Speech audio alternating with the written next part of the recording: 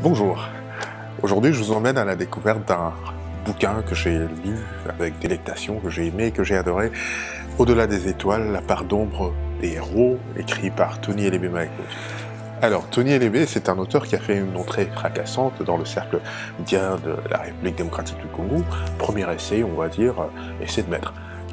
Tony Elebemaeko nous signe donc son tout premier roman, au titre, ma foi, évocateur, Au-delà des étoiles, la part d'ombre des héros. C'est une histoire assez attachante, qui se passe dans un pays tout à fait imaginaire, le Sangolie. On s'y m'y prendrait parce que, quand on lit l'histoire, on a l'impression de connaître ce pays, tant on s'y identifie. Donc le Sangolie, on est à la fin du XXIe siècle, une histoire tout à fait imaginaire.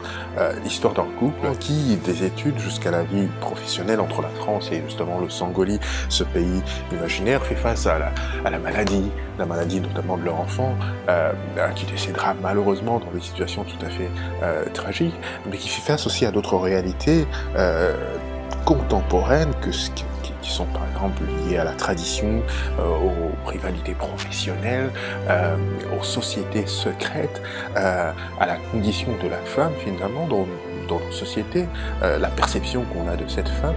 Et donc c'est une histoire voilà, qui se tient de bout en bout, qui tient le lecteur en haleine et qui nous fait entrer finalement dans notre réalité de chaque jour.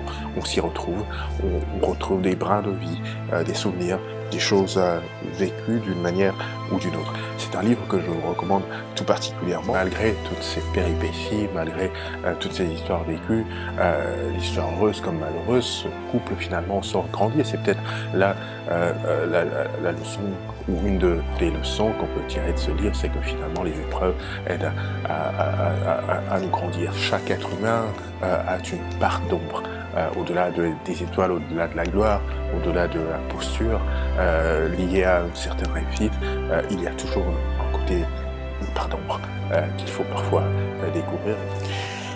Il est environ 11 heures du matin. Sans la moindre passerelle de tissu pour la couvrir, son corps était exposé à la vue du vieux briscard.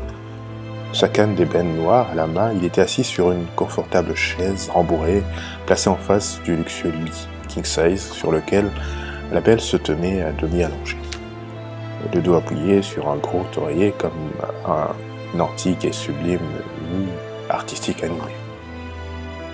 Elle se tenait là, à genoux relevés, la plante des pieds successivement levée et reposée à plat sur le matelas immaculé, dans un mouvement langoureux entraînant successivement la fermeture et l'ouverture généreuse ensorcelante de ses cuisses.